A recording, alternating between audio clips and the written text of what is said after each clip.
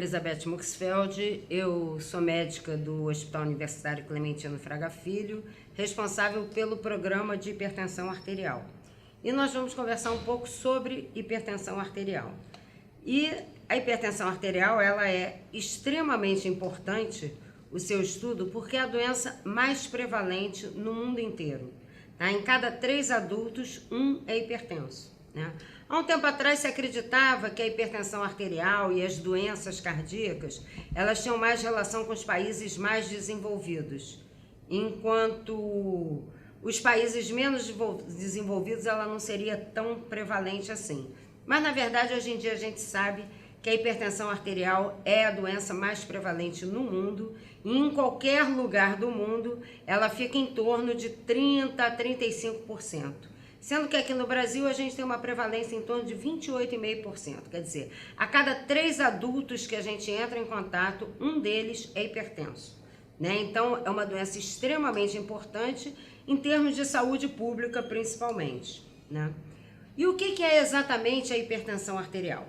Basicamente, a pressão arterial é a pressão que o sangue faz na parede dos vasos. E qual o objetivo que existe uma pressão do sangue na parede dos vasos? Porque o sangue ele tem que ser distribuído por todo o organismo para que o oxigênio e os nutrientes cheguem em cada tecido da gente, né? Então, é importante que exista um nível de pressão arterial capaz de distribuir esse sangue pelo organismo inteiro. O problema é que quando ela vai aumentando demais, essa pressão muito alta em cima do vaso acaba levando a uma doença do vaso. Né? Então o vaso fica doente e essa distribuição de oxigênio e de alimentos, ele deixa de ser tão eficaz como era quando a pessoa tinha níveis de pressões normais. Né? Então a hipertensão arterial basicamente é uma doença que acomete o organismo inteiro, a gente tem vaso no organismo inteiro. O organismo inteiro precisa de oxigênio e de nutrientes. Então quando a pressão arterial está elevada, todos os nossos órgãos vão sofrer com isso.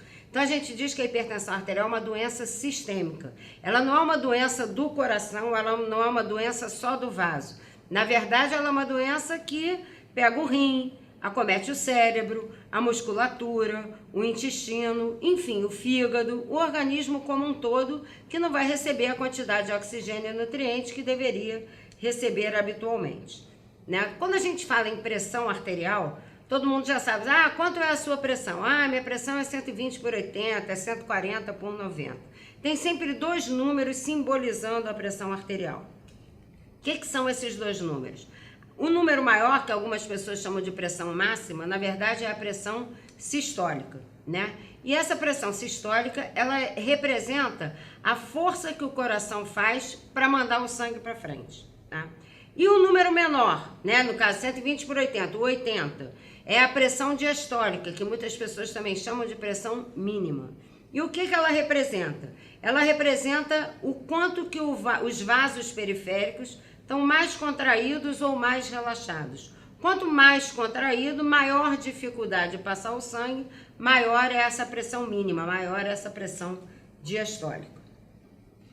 E a grande questão da hipertensão arterial é que ela é uma doença sistêmica, como eu acabei de falar, ela acomete todos os órgãos, mas durante muitos anos essa doença é assintomática, quer dizer, a pessoa que tem pressão alta, mesmo em níveis muito elevados, se ninguém medir a pressão arterial dela, ela jamais vai saber que é hipertensa. O dia que ela souber é quando já surgiu alguma complicação maior.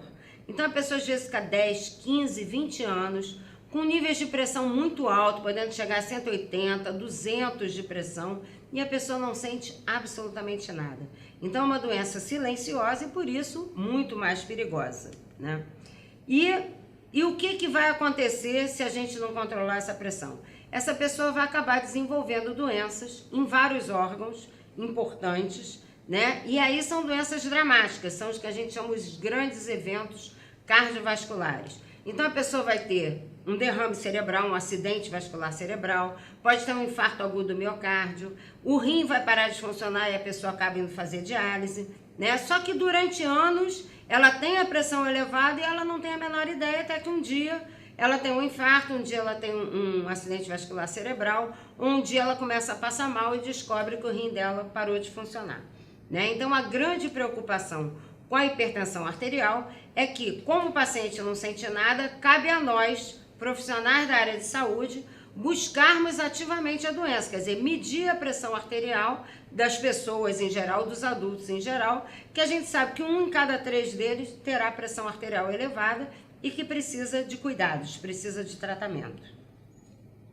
Lembrando que a medida da pressão arterial deve ser feita em todas as pessoas, em todas as idades, né? Hoje em dia a gente sabe que a hipertensão em criança e em adolescente está se tornando cada vez mais frequente.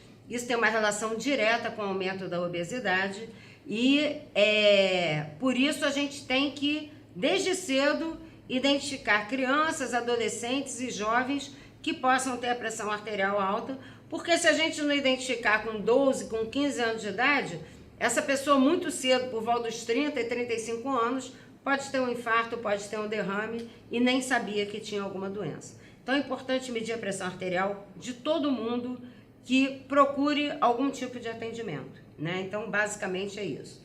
E o diagnóstico da hipertensão é uma doença super importante com um diagnóstico muito simples, né? O diagnóstico dela, a gente precisa simplesmente ter um estetoscópio e um aparelho de pressão, né?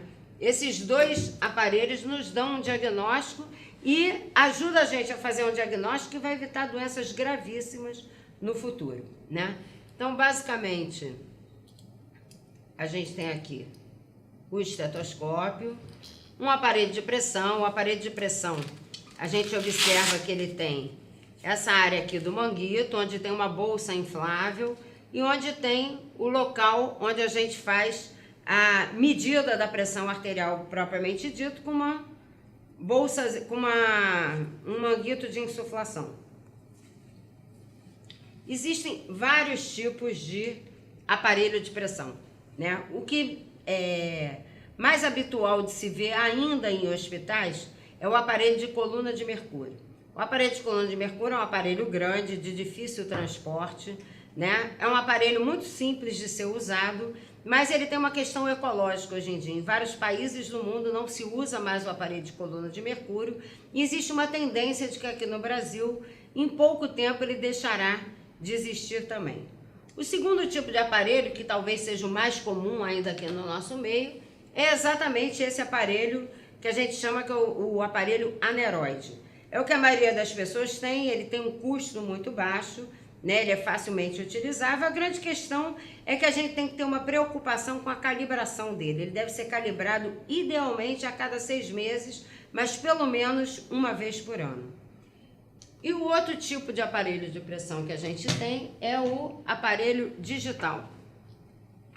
O aparelho digital, ele tem a grande vantagem de não depender da técnica do observador. Porque qualquer pessoa é capaz de medir a pressão arterial num aparelho digital, porque basta apertar um botãozinho, né? Agora, é um aparelho que ainda tem um custo um tanto quanto elevado e também precisa de calibragem. Uma vez por ano é necessário fazer a calibragem desse aparelho. E a gente tem também os aparelhos digitais, só que de punho, né?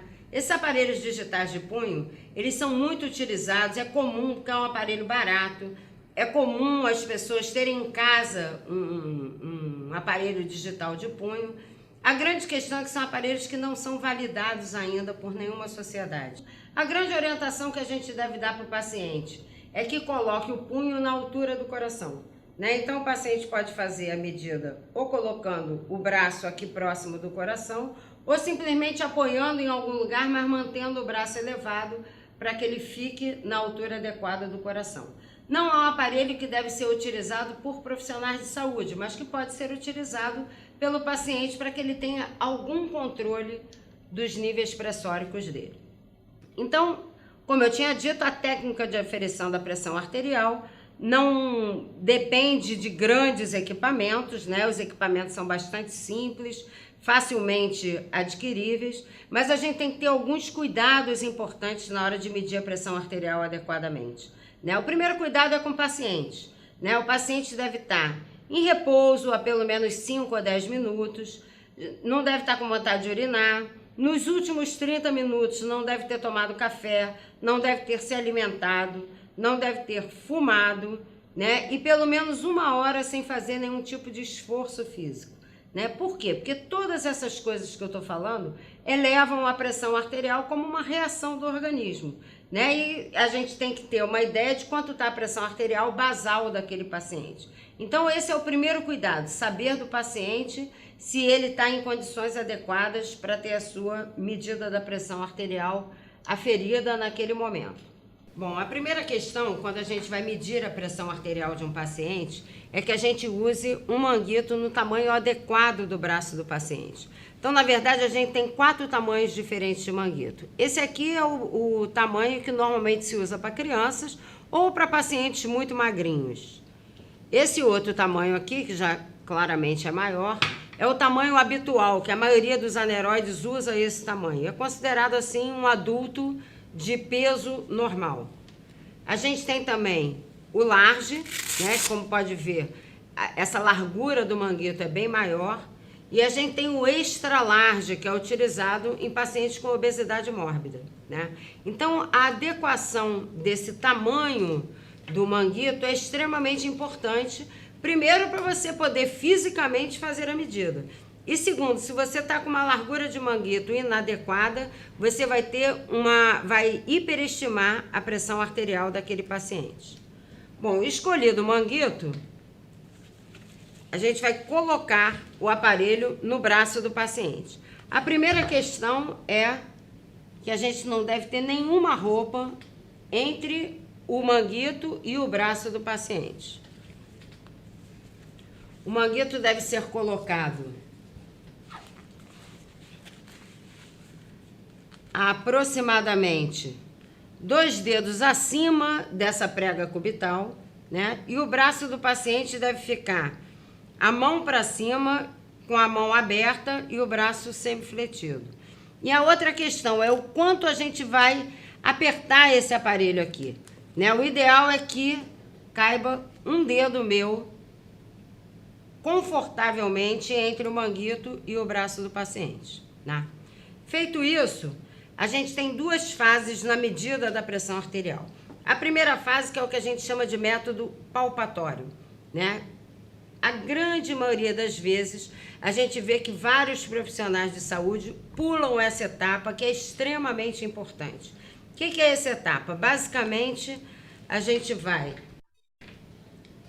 palpar o pulso radial do paciente, sentir o pulso radial do paciente e vai começar a insuflar o manguito, tá? A gente vai insuflando esse manguito até quanto a gente está sentindo o pulso do paciente, certo? A partir do momento que ele desaparece, eu começo a desinsuflar e vou sentir o pulso voltar a bater, e esse momento é o momento em que eu vou registrar a pressão sistólica ou a pressão máxima daquele paciente. Qual a importância de eu fazer esse método palpatório antes? Evitar de eu simplesmente sair insuflando o manguito, que causa dor, causa desconforto, uma insuflação excessiva, e principalmente em pacientes idosos, eu posso colabar a artéria e aí eu não vou mais conseguir medir a pressão arterial adequadamente. Feito esse método palpatório, onde eu encontrei aqui uma pressão máxima, a pressão sistólica em torno de 140 milímetros de mercúrio, agora sim eu vou para o método auscultatório, né? Então eu vou sentir aqui a artéria radial do paciente, né? Vou colocar o estetoscópio suavemente sobre a artéria e vou insuflar o aparelho, sabendo que a pressão sistólica dele está em torno de 140, eu vou insuflar esse aparelho até 160, 20 milímetros de mercúrio a mais.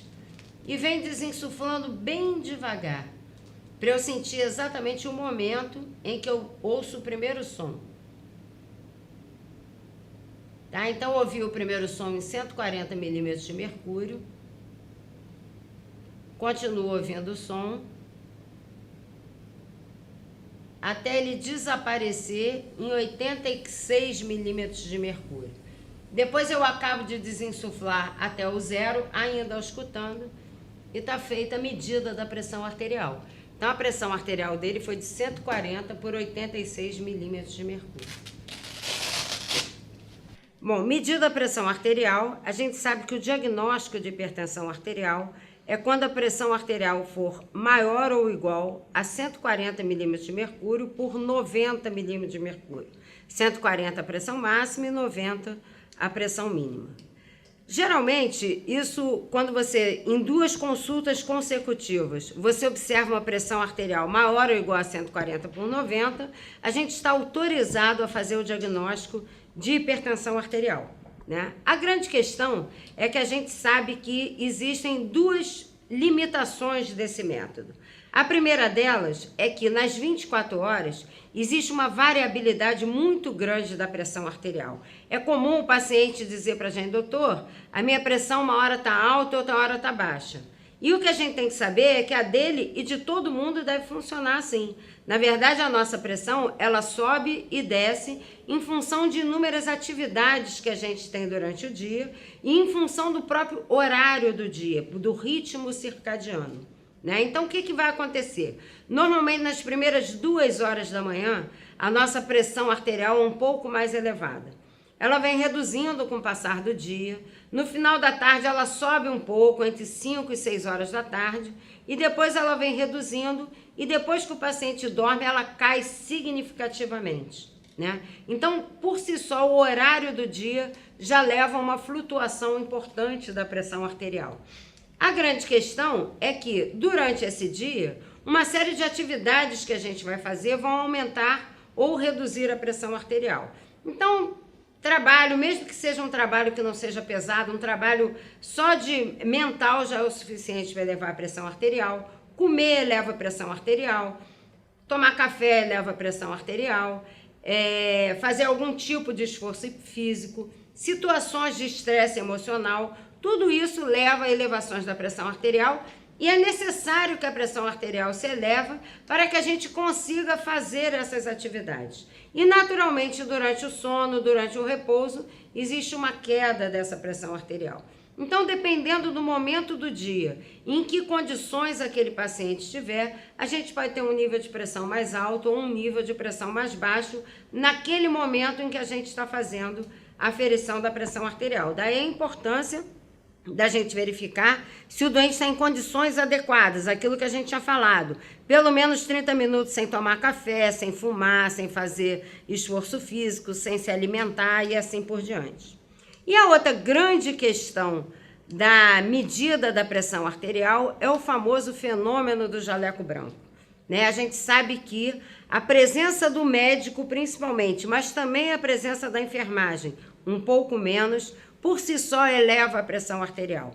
É totalmente diferente você medir a pressão arterial de um paciente dentro de um posto de saúde e medir a pressão arterial do paciente dentro de um hospital terciário, né? Um hospital grande, né? Como se fala. E essa pressão naturalmente vai elevar, né? E aí o que vai acontecer? Esse fenômeno do jaleco branco, o médico ou a enfermeira que está avaliando dentro de um hospital a pressão do doente vai encontrar níveis muito altos que frequentemente não correspondem ao nível de pressão que aquela pessoa tem na vida dela, normalmente, em casa, no trabalho, na rua, enfim.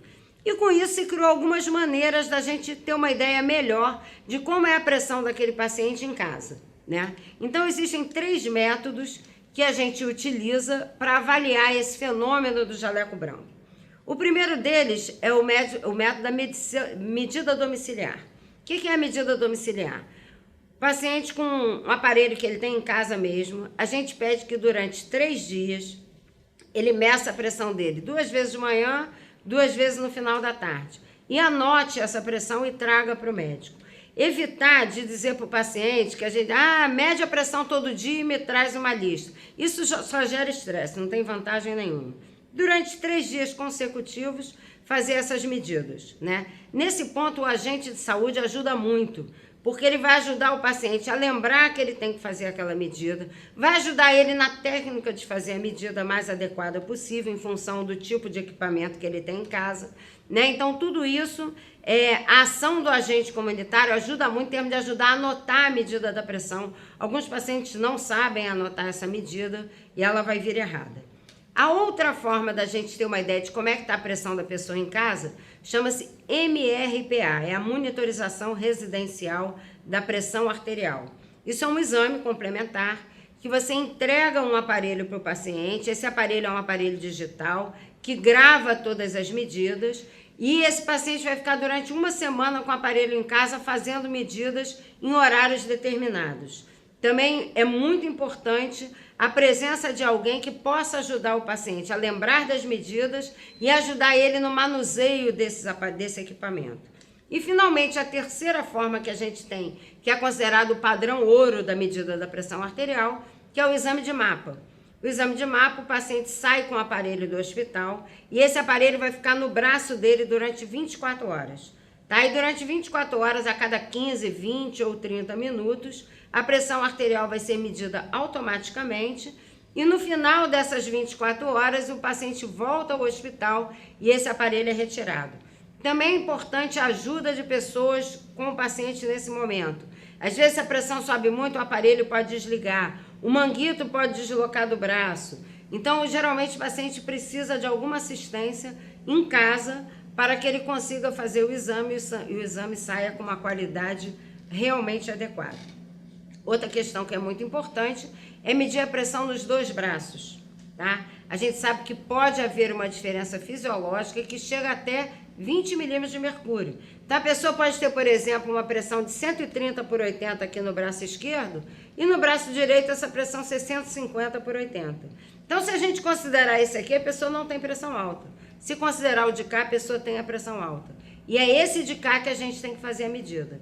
Então, sempre que a gente avalia um paciente pela primeira vez, é importante medir os dois braços e anotar que deve sempre fazer a medida no braço em que a pressão é mais elevada. E outra questão extremamente importante e que é preciso fazer, muitas vezes se faz isso no consultório, mas é importante fazer no domicílio do paciente, é avaliar se o paciente tem hipotensão postural. O que significa isso? É a pessoa que quando está sentada, a pressão dela está boa. Quando ela levanta, a pressão cai muito, cai mais do que 20 milímetros de mercúrio. Né? E o que a pessoa vai dizer? Quando eu levanto, eu sinto uma tonteira, a minha vista fica escura. De manhã cedo, quando eu acordo, se eu levanto rápido da cama, eu tenho a impressão que eu vou cair. E algumas vezes o paciente cai mesmo, algumas vezes ele tem um desmaio, né, uma lipotímia, ou pode ter até uma perda da consciência rápida, né, que é uma síncope, mas que pode levar a alguns transtornos. Ele levar um tombo, pode quebrar uma perna, pode fazer um traumatismo craniano. Então, é importante também fazer essa verificação. Então, você mede a pressão arterial do paciente sentado, pede para ele ficar de pé durante 3 minutos e mede novamente a pressão. Se a pressão cair mais do que 20 milímetros de mercúrio, a gente sabe que esse paciente tem uma hipotensão postural. Isso pode se dar por um problema agudo, se o paciente estiver desidratado, por exemplo. Teve um quadro de diarreia, ou um quadro de vômito, ou teve um sangramento, ou uma febre, desidratou e a pressão pode cair muito. Ou algumas situações, por exemplo, o uso excessivo de medicamento para pressão. Às vezes o paciente está muito medicado e acaba que a pressão dele cai mais do que deveria. Isso a gente encontra muito comumente em paciente diabético e em paciente idoso, né, que tem uma dificuldade da regulação mesmo neurológica da pressão arterial e ele acaba tendo hipotensão postural com muita frequência, correndo os riscos de uma queda e provavelmente uma fratura. Né? Então é importante a gente detectar isso, importante orientar o paciente para que ele informe ao médico dele que ele está tendo essa alteração para que as drogas sejam devidamente ajustadas. Então o diagnóstico de hipertensão arterial é quando a pressão arterial ela é maior ou igual a 140 por 90 milímetros de mercúrio, lembrando que é importante que essa alteração seja verificada em pelo menos 2 situações diferentes para que você possa afirmar que aquele paciente é um hipertenso efetivamente e não simplesmente que naquele momento a pressão arterial dele está elevada.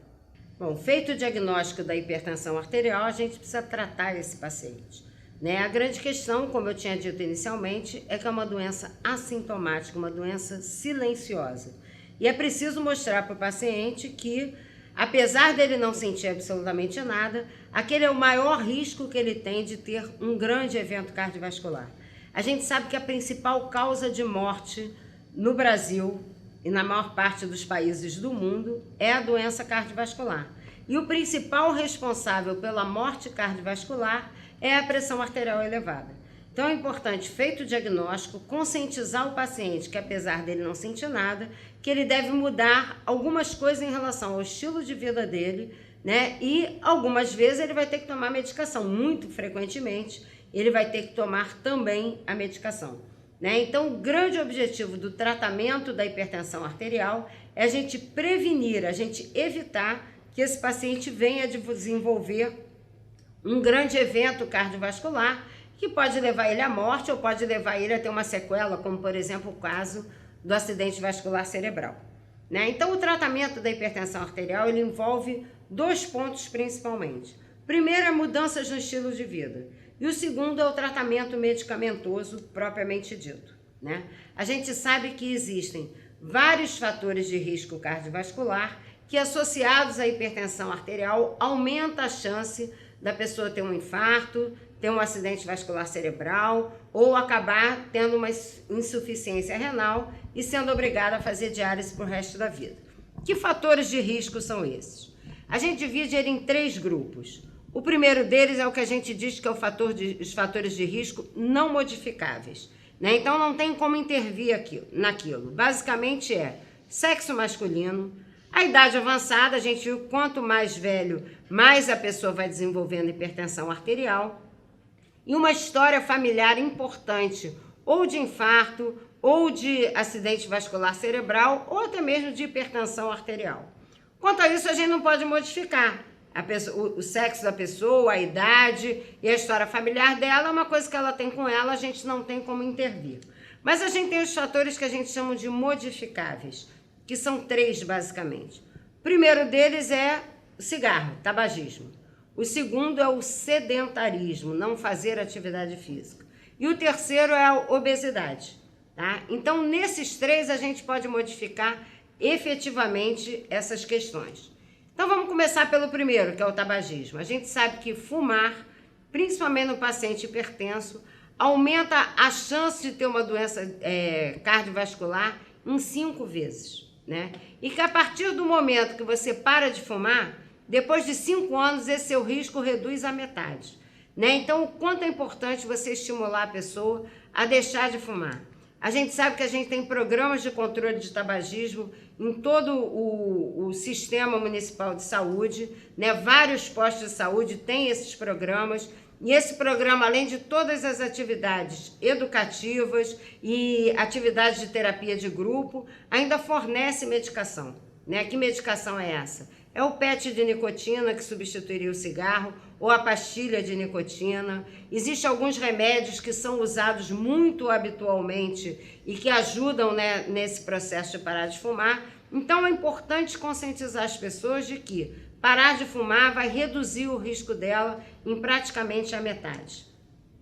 A segunda questão é o sedentarismo. A gente sabe que a pessoa que não faz atividade física, ela tem 15 vezes mais chance de ter um problema de coração do que quem faz atividade física, né? E a atividade física tem outras vantagens. Ela, além de diminuir o peso corporal, ela ajuda a controlar a pressão arterial, ela ajuda a controlar o açúcar no sangue, ela ajuda a controlar o colesterol, as gorduras do sangue, né? Além de melhorar bastante o estado de humor da pessoa, melhora da qualidade de vida, né? E uma coisa que as pessoas têm muito na cabeça é que o hipertenso, a sua pressão está alta, é melhor você não fazer exercício. Ao contrário, todo hipertenso pode e deve praticar exercícios físicos, né? É claro que dependendo do nível de pressão arterial, alguns exercícios devem ser evitados, mas fazer uma caminhada diária de 50 minutos a 1 hora por dia, qualquer hipertenso, em qualquer nível de pressão,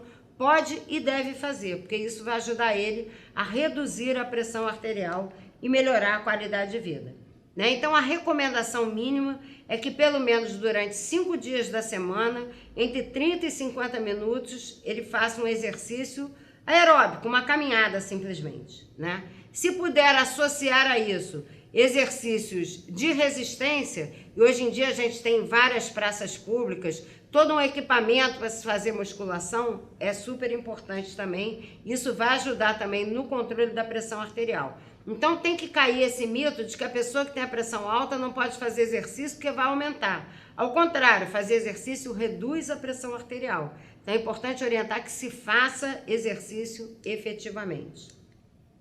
E a outra questão é a obesidade, né? Ajudar.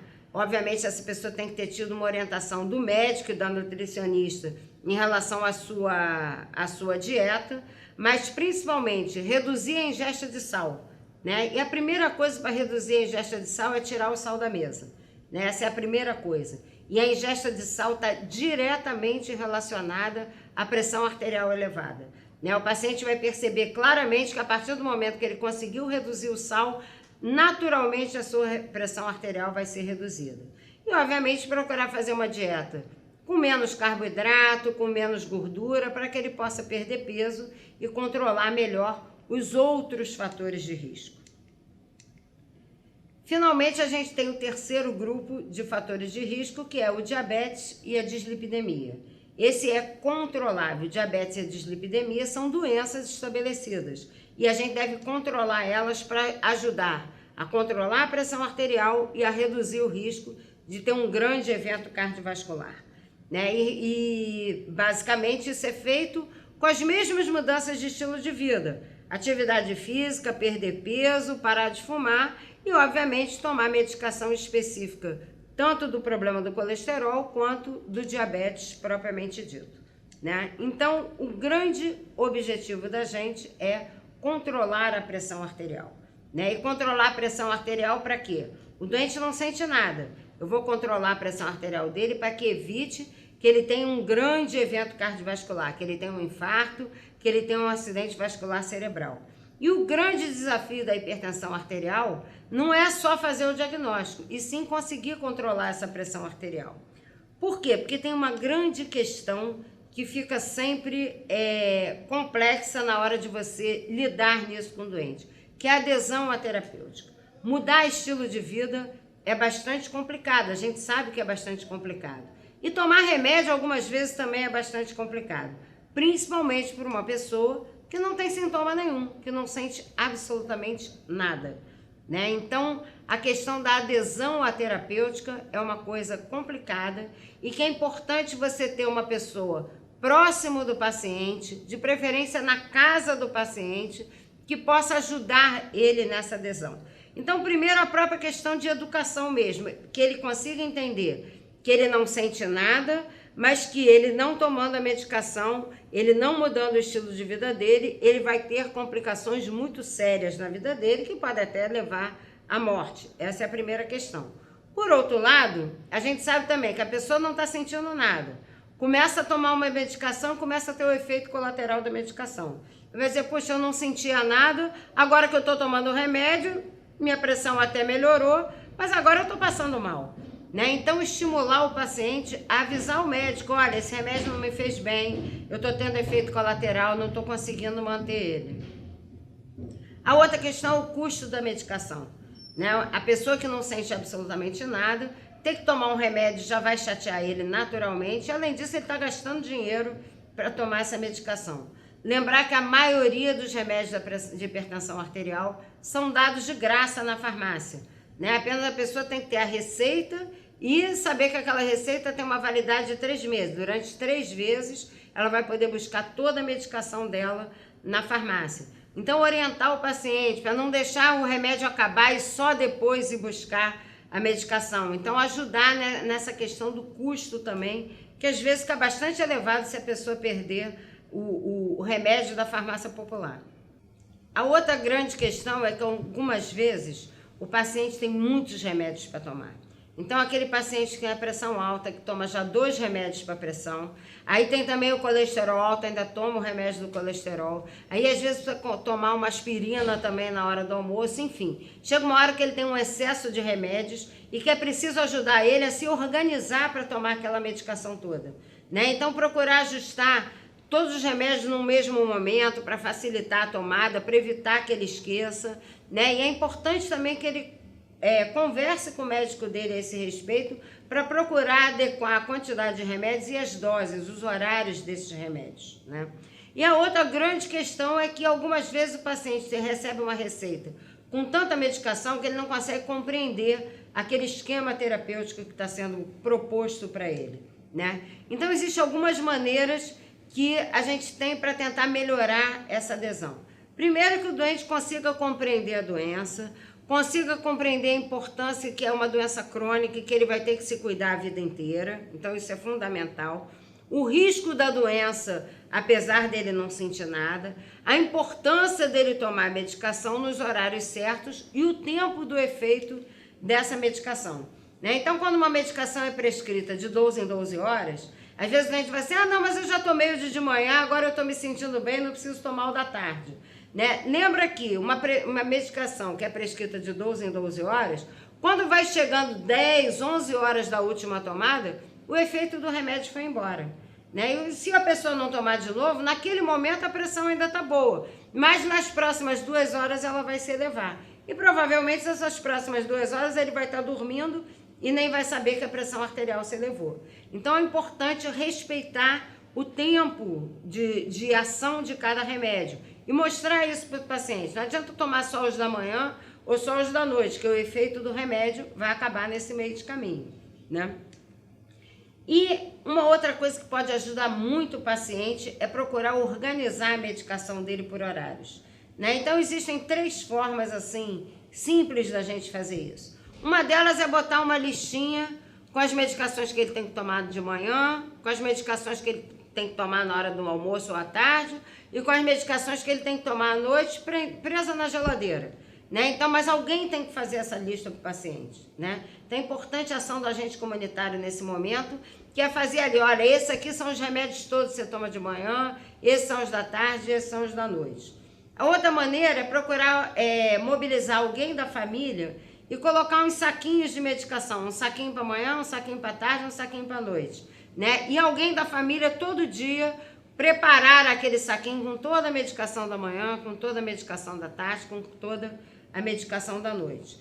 Existem algumas formas mais sofisticadas, que é você, e aí seria numa consulta de enfermagem propriamente dita, o técnico fazer o preparo de toda aquela medicação durante 30 dias. Né? Isso é a maneira ideal, mas frequentemente isso é muito complicado de se conseguir fazer. E o que a gente tem que ter na cabeça? Mostrar para o paciente que a importância dele mudar o estilo de vida e tomar a medicação adequada para que a pressão arterial dele fique abaixo de 140/90 na maior parte do tempo e saber que isso vai levar a uma redução do risco cardiovascular propriamente dito.